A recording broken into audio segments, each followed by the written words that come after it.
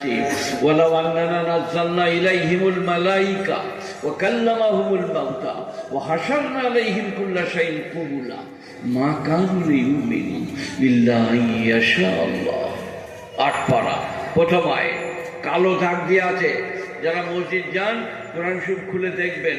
৮ পারার প্রথম আয়াত ওয়ালাউ আন্নানা, ওয়া মানে এবং লাউ মানে যদি, আন্নানা মানে আমি, নাজ্জালনা অবতীর্ণ করি, ইলাইহিম ইহাদের উপর, কি এটা জায়গাটা না, শান্তিপুরবাসীর উপরে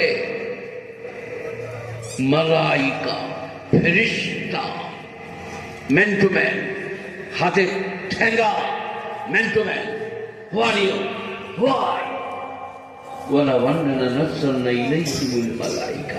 মালাইকা হচ্ছে মালাকের বহু বচন, ফেরেশতা অবতীর্ণ করে। ওয়া কাল্লামাহুমুল মাউতা, আর মুর্দারা কবর থেকে উঠে এসে কথা বলে। বড় প্যাথেটিক, বড় লোমহর্ষক, কষ্টদায়ক। ফেরেশতাদের বলছে এসে, এই মাইয়েতরা এদের কানে যাচ্ছে না।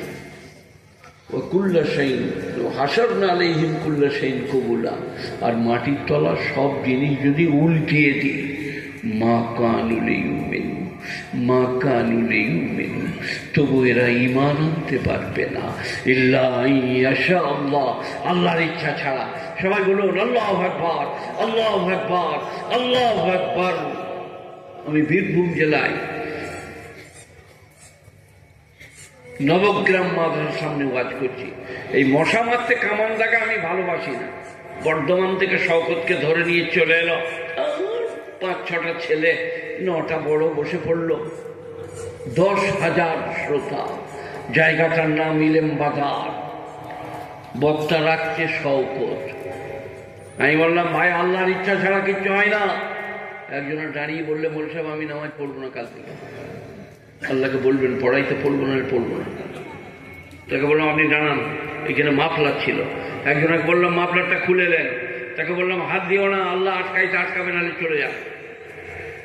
কেন মাফলার নিবে এটা বলতে পাবে না গুণীজনেরা। যে আল্লাহ বিবেক, বুদ্ধি, জ্ঞান, গরিমা, পাণ্ডিত্য দান করেছে, সে আল্লাহ আপনার বিবেককে বলছে না যে নামাজ না পড়াটা অপরাধ হচ্ছে? সাহাবারা বলছেন ইয়া রাসূলুল্লাহ, কি সুখ শান্তি, আল্লাহর শুকর আদায় করতে হবে। বলছেন আপনি, আল্লাহর নবী বললেন তোমাদের প্রস্রাব কি ভালো করে হয় না? বলি ইয়া রাসূলুল্লাহ হয়। বলে তাহলে তার শুকর আদায় করো, প্রস্রাব ভালো করে হওয়া। আমি যখন মুরাদাবাদে পড়তাম, একবার দিল্লিতে ছিলাম,